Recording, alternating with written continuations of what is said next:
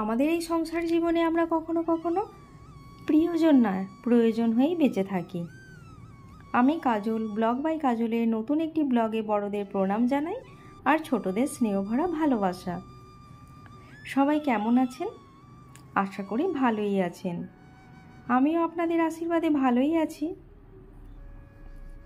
হ্যাঁ, অনেক সময় জানলেন আমাদের এই সংসারে কেউ প্রিয়জন থাকে না।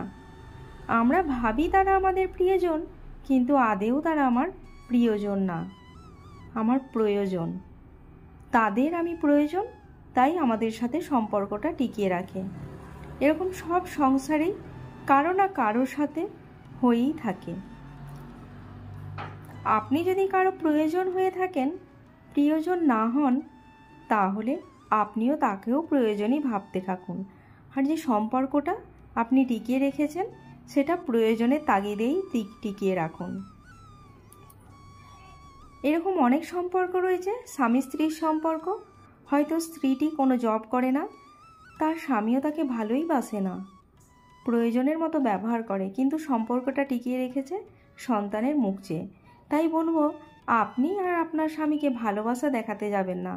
আপনিও ভাবুন আপনার প্রয়োজন, কারণ যত ভালোবাসতে যাবেন, একদিন যখন প্রয়োজন মিটে গেলে আপনাকে তাড়িয়ে দেবে বা আপনার সাথে সম্পর্কটা শেষ করে দেবে, ভীষণ কষ্ট পাবে। যদি আপনিও ভাবেন আপনার প্রয়োজনে আপনি সম্পর্কটা টিকিয়ে রেখেছেন, কোনো দিন যদি আপনার সম্পর্ক ভেঙে যায়, তাহলে আপনি বিন্দু মাত্র কষ্ট পাবেন না। এটা ভেবে যে কোনো দিনই তো আমার প্রিয়জন ছিলই না, প্রয়োজনই ছিল, তারও যখন প্রয়োজন শেষ হয়ে গেছে, আমারও প্রয়োজন শেষ হয়ে গেছে, সম্পর্কটা ভেঙেই গেছে।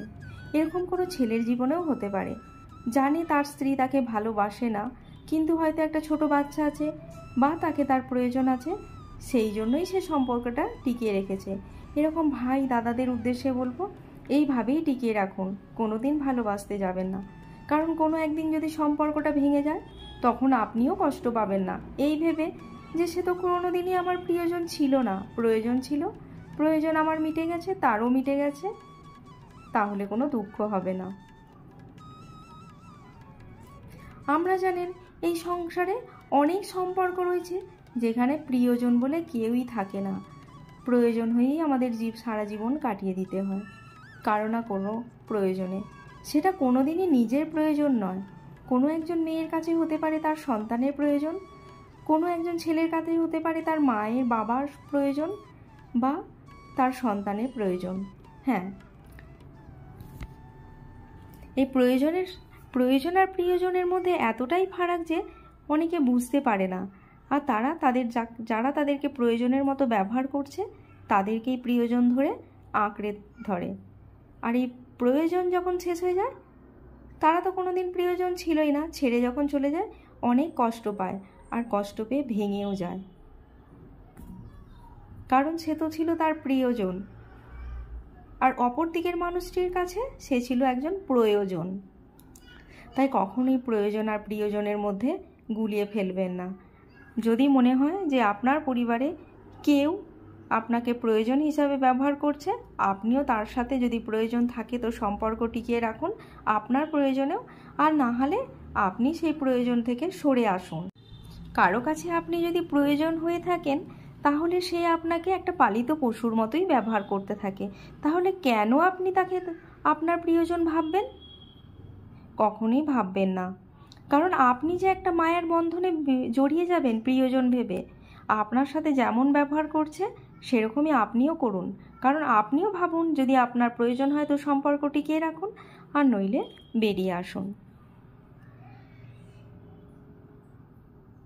জানেন, অনেক মেয়ে অনেক সংসারে প্রয়োজন হয়েই সারাটা জীবন কাটিয়ে দেয়, কখনো প্রিয়জন হয় না, আর তারা প্রিয়জন হওয়ার চেষ্টা করে আর বারবার আঘাত পায়।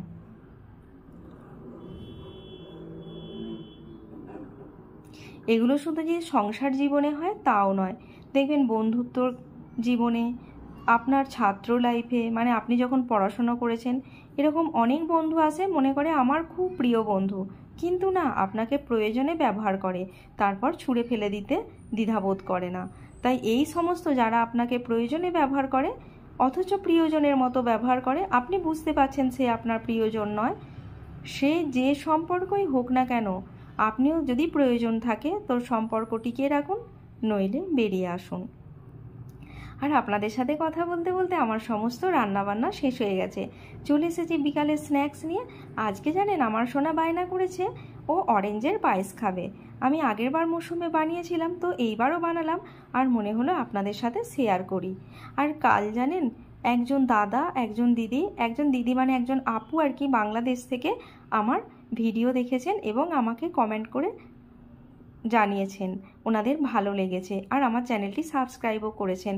ওনাদের অসংখ্য ধন্যবাদ। আর যারা আমার ভিডিও দেখছেন সবাইকে অসংখ্য ধন্যবাদ। আর আশা করি আপনারা এইভাবেই আমার পাশে থাকবেন, আমাকে সহযোগিতা করবেন আমার পরিবারের একজন হয়ে। আর হ্যাঁ, আমার পরিবার একজন হতে গেলে অবশ্যই আমার চ্যানেলটিকে সাবস্ক্রাইব করে পাশে থাকা বেল আইকনটি প্রেস করে দেবেন। আর পরিবারের সদস্য হয়ে অবশ্যই আমার পাশে থাকবেন, আবারও বলছি। আর কথা বলতে বলতে ওই যে চিনির শিরা বানিয়ে অরেঞ্জগুলো ভিজিয়ে রেখেছিলাম, তারপরে আবারও ওটা চিনি দিয়ে ভালো করে ফুটিয়ে নিলাম। হ্যাঁ, এখন তো বলবেন যে একবারে ফুটিয়ে নেবো না, কখনোই একবারে ফোটাতে যাবে না, তাহলে অরেঞ্জটা তেঁতো হয়ে যাবে।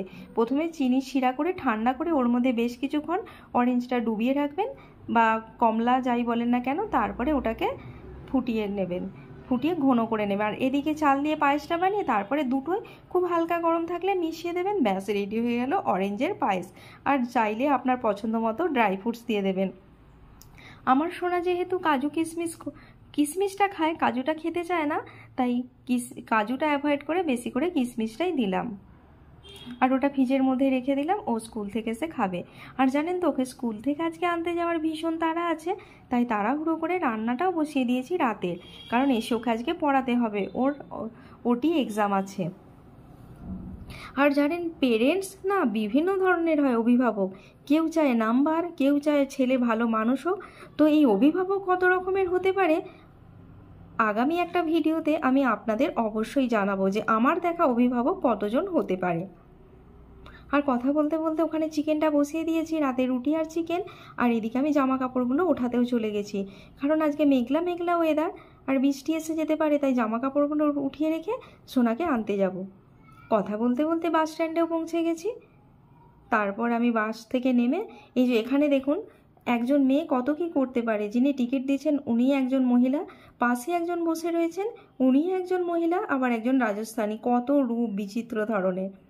আর কথা বলতে বলতে স্কুলেও চলে এলাম। আর জানেন সোনাদের স্কুলে জানুয়ারি মাসে ওদের অ্যানুয়াল ডে ফাংশান রয়েছে, সেই জন্য সমস্ত স্টুডেন্টরা নাচ প্র্যাকটিস করছে, আর আপনাদের সঙ্গে সেই নাচেরই কিছু মুহূর্ত তুলে ধরলাম।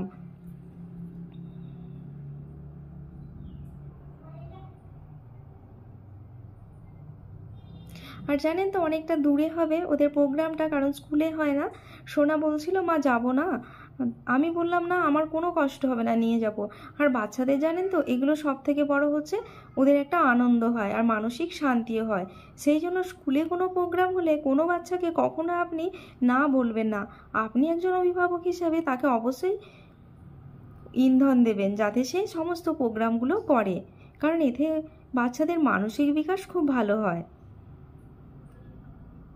আর আমি জানেন যখন ভিডিও করছিলাম স্কুলের গেটের বাইরে থেকে, বাচ্চাগুলো আমাকে দেখে খুব হাসাহাসি করছিল। তারপর যখন ভেতরে গেলাম বলছিল আন্টি তুমি ভিডিও করছিলে? আমি বললাম হ্যাঁ, আমি নতুন একটা ইউটিউব চ্যানেল করেছি, ওতে দেওয়ার জন্য তোমাদের ভিডিও করছিল। আমি তারপর বললাম তোমাদের কারো কোনো আপত্তি আছে? বলল না। আগে জানেন সোনাদের স্কুলে পেরেন্টসদের এরকম ডেকে ডান্স শেখাতো, কারণ যখন ওরা 1 পর্যন্ত পরে বাচ্চাদের যে ডান্সের স্টেপগুলো শেখায় সেগুলো আগে পেরেন্টসদের দেখে শিখিয়ে দেয়, তারপরে বাচ্চাদের শেখায়। বলতে বলতে ঘরে চলে এসেছি, আর রাতে রান্নাবান্না শুরু করে দেবার। এখানে কোথাও সার্কাস হচ্ছে, লাইটটা পড়ছে, সোনা পড়তে বসে গেছে। তো আপনাদের আশা করি সবার রাতের খাবার খাওয়া হয়ে গেছে, কারণ এখন 9:30 মতো বাজে। তো আমিও রাতে রুটি বানিয়ে খেয়ে নেব, আর আপনারাও খেয়ে নেবেন। আর বড়রা অবশ্যই আশীর্বাদ করবেন আমি যেন এগিয়ে যেতে পারি। আর ছোটরা তোমরা স্নেহভরা ভালোবাসাপূর্ণ লাইক দিতে ভুলো না। আর সবাই আমার চ্যানেলটি সাবস্ক্রাইব করে আমার পরিবারের একজন হয়ে আমার পাশে থেকো, এটুকুই কাম্য। সবাই মানসিক আর শারীরিক দিক থেকে সুস্থ থাকবে, এটুকুই কামনা করি। তো সবাইকে শুভরাত্রি, দেখা হবে আগামীকাল অন্য একটি ব্লগ নিয়ে, অন্য একটি ভিডিওতে। তো ততক্ষণ বাই বাই।